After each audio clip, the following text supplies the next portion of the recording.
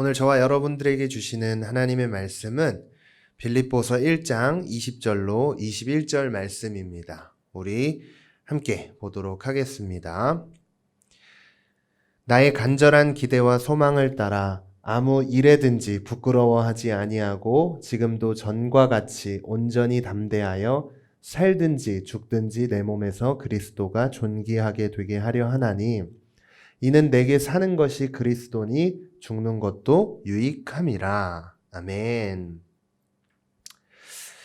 네, 여러분, 오미크론 바이러스 확산이 너무 커서 이번 주도 지난주와 동일하게 온라인으로 예배를 드리게 되었습니다. 계속해서 강조하고 있지만 저와 여러분들이 있는 이 자리가 하나님을 온전히 대면할 수 있는 골방이라는 사실을 기억하며 이 예배를 하나님이 기뻐하시는 온전한 예배로 하나님께 드리는 모두가 되었으면 좋겠습니다. 4년 전에 전도사님이 대학에 다니고 있을 때 한 교양 수업을 들었습니다. 그 수업이 뭐였냐면 이제 생애 진로 계획서라는 거를 작성을 할 수 있는 뭐라 그럴까요? 커리어 스킬업이라는 수업이었던 것 같은데 말 그대로 취업을 위해서 내가 쌓아야 될 커리어가 뭐가 있을까 이런 교양 수업이었는데 그 수업 때 생애 진로 계획서라는 레포트를 써서 내야 했던 게 이제 중간고사가 그렇게 진행을 했던 게 기억이 납니다. 이 생애 진로 계획서가 말 그대로 어떤 비전을 가지고 삶을 살아갈지를 생애 전체를 아울러 계획을 하는 레포트가 아니겠습니까? 그런데 그 생애 진로 계획서 그 끝에요. 교수님께서 그러더라고요. 유언장을 작성을 꼭 해보십시오 라고 이야기를 하시더라고요. 그래서 제가 그때 4년 전에 그때 처음으로 이 레포트를 통해서 유언장을 처음으로 작성을 해봤습니다. 네, 여러분 이 유언장을 썼는데요. 그리고 그걸 읽어봤어요. 그런데 왠지 모를 슬픔이 저를 뒤덮어 울컥하는 마음이 들었던 경험을 한 일이 있습니다. 제가 유언장을 읽으면서 울컥했던 이유는 언제일지 모르는 죽음이 나에게도 언젠간 다가온다고 강력하게 느끼고 그제서야 정신을 차려서 삶을 살아가야겠다라는 생각을 했기 때문입니다. 여러분 제가 약 5일간 금식기도원에서 은혜 가운데 금식을 잘 마치고 이 자리에 돌아왔습니다. 그런데 여러분 그날 이제 제가 들어간 날 첫날 예배를 드리는데요. 예배를 드리면서 저에게 딱 한마디의 말이 참 감동이 된 말이 있습니다. 그게 뭐였냐면 어떤 선택을 할 때 죽음을 생각하면 현명한 선택을 한다. 이 말이었습니다. 앞서 저의 이야기를 통해 지금 방금 나누었지만 죽음을 생각을 한다면 어떤 문제, 어떤 고민, 어떤 염려 앞에서의 행동이 달라지게 된다는 것을 제 삶을 통해 경험하지 않았습니까? 그래서 이제 당대 최고의 지혜를 소유했던 이 솔로몬이라는 사람이요. 전도서라는 성경을 통해요. 이렇게 이야기하는 것을 볼 수 있는데요. 초상집에 가는 것이 잔치집에 가는 것보다 나으니 모든 사람의 끝이 이와 같이 됨이라. 산자는 이것을 그의 마음에 둘지어다. 아멘. 여러분, 초상집에 가는 것이 잔치집에 가는 것보다 낫다는 의미가 무엇일까요? 우리가 앞서서 이야기하고 있었던 이 죽음을 생각을 한다면 내 삶이 더 지혜로운 선택을 하게 된다는 의미가 아닐까 생각을 해봅니다. 그런데 히브리서를 통해 보면은 왜 죽음이 항상 우리의 선택을 올바르게 해주는지에 관해 이야기를 하는 것을 볼 수가 있습니다. 성경 말씀을 보겠습니다. 또 죽기를 무서워함으로 한평생 매어 종노릇하는 모든 자들을 놓아주려 하심이니. 네, 여러분, 모든 이들에게는 죽음에 대한 공포가 있습니다. 그래서 이 코로나 바이러스가 창궐을 했을 때 사람들이 많이 두려워했던 이유가 무엇일까요? 이 전염병 때문에 내가 고통스럽게 죽음을 맞이하게 되지 않을까라는 이 생각 때문이지 않겠습니까? 그래서 이 죽음이라는 것이 우리의 삶이 유한하다는 사실을 기억하게 해주어서 어떤 선택을 하거나 어떤 것들을 결정함에 있어 올바른 길로 선택을 하게 해준다는 겁니다. 그러나 예수님께서 이 땅에 오셔서 십자가에 못 박히심으로 인해 우리가 져야 할 심판의 고통에서 자유함을 주셨습니다. 죽음, 그 이후에 하나님께서 우리를 위해 예비하신 영원한 안식할 곳을 예비해 놓으셨다는 사실을 우리는 오늘 말씀을 통해 깨달아 알기를 간절히 소망합니다. 그래서 이 사실을 깊이 묵상을 하다 보면 오늘 본문이 이야기하는 사도 바울의 고백과 같이 내가 사나 죽으나 그리스도의 영광을 위해 살 것입니다. 이와 같은 고백을 드릴 수 있지 않겠습니까? 그래서 여러분 본문 20절 말씀에 보면요.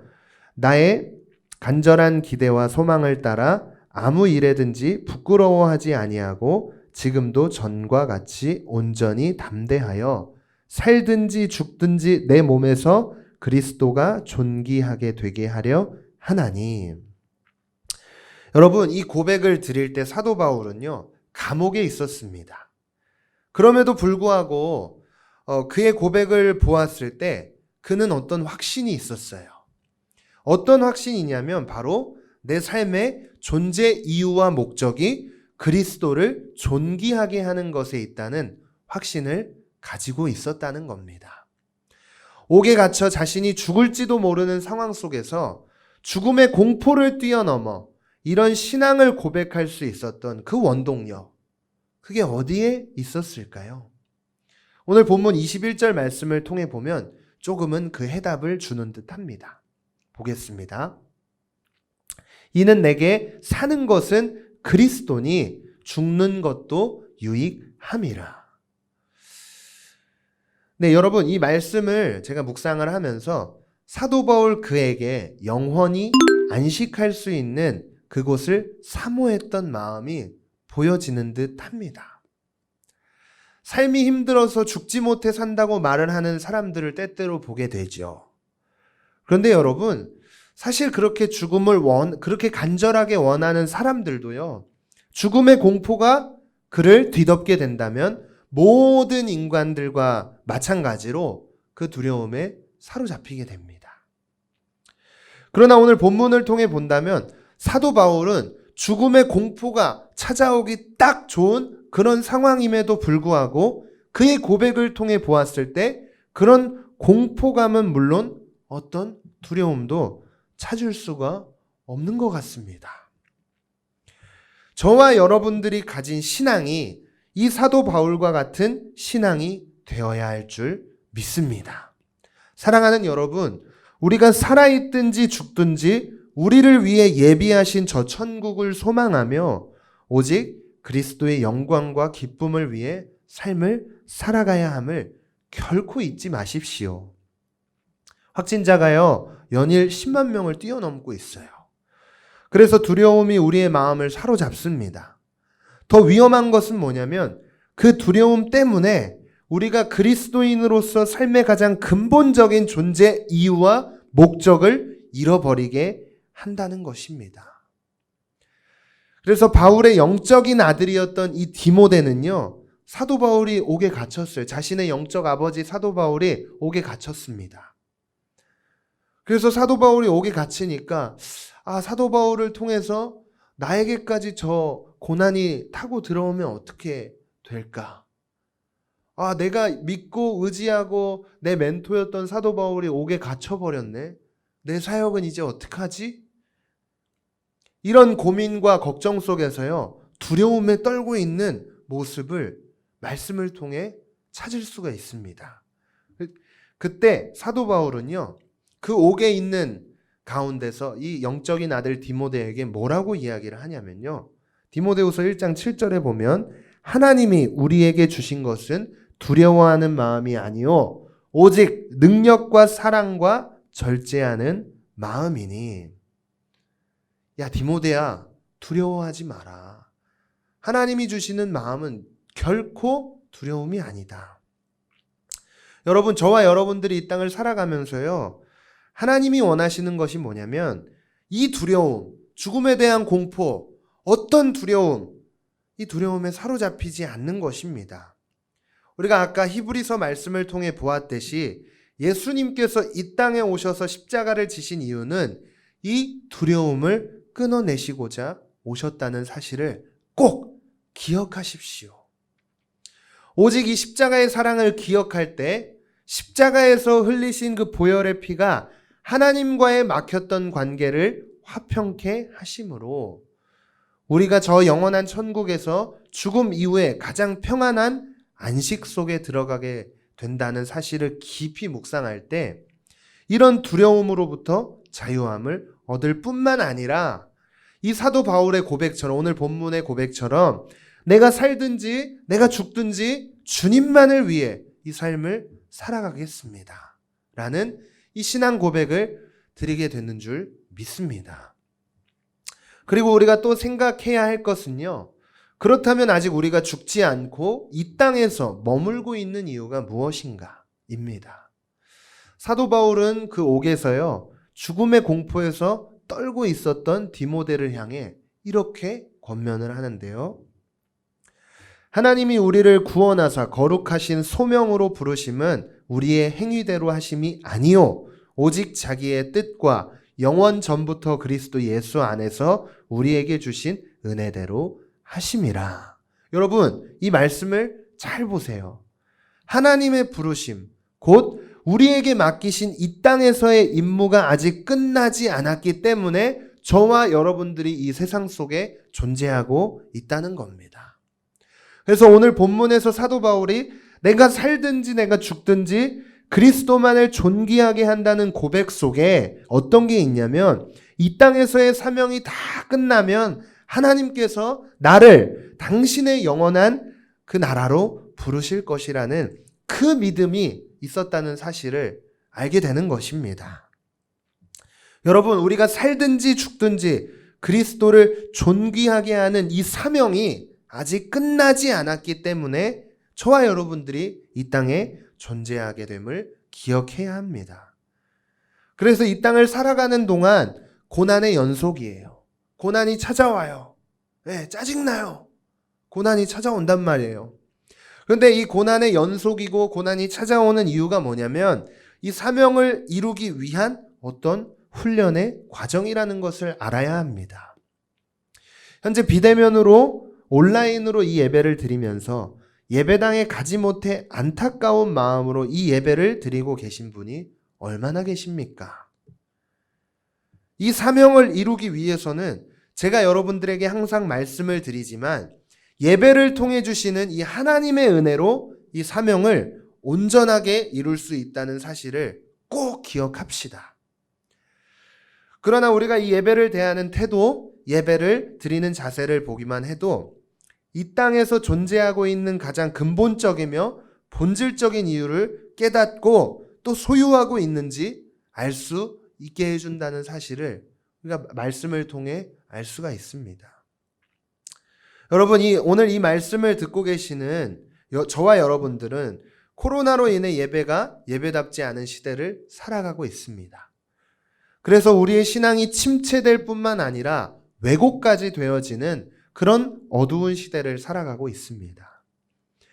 그러나 여러분, 이런 시대가 찾아온 것은요, 하나님께서 우리를 훈련시키고자 하는 한편으로 하나님의 계획이 아닐까 생각을 해봅니다.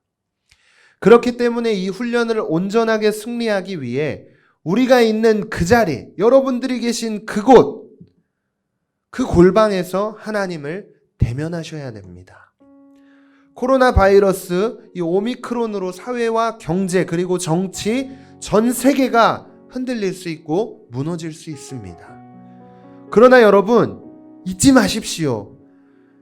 이 전 세계가 무너지는 한이 있어도 우리가 가진 이 신앙은 결단코 무너져서는 안 됩니다. 이 전염병으로 인해 우리의 생존을 위협받습니다. 그리고 생존을 위협하면서 자연스럽게 생기는 죽음에 대한 공포감이 우리를 사로잡습니다. 그러나 이런 공포가 우리를 사로잡을 때 우리가 고백해야 할 것은 단 하나입니다. 내가 사나 죽으나 그리스도를 존귀하게 하는 사명을 감당할 것이다. 이 고백을 드리는 저와 여러분들이 되기를 간절히 소망합니다. 그래서 여러분 결단하십시오. 완전하신 하나님께 간절히 구해보십시오. 그럴 때 우리의 삶을 아시는 하나님께서 크고 깊고 넓은 역사를 이루어 가실 줄 믿고 그 믿음으로 한 주간을 살아가는 저와 여러분들이 되시기를 간절히 소망합니다. 기도하겠습니다.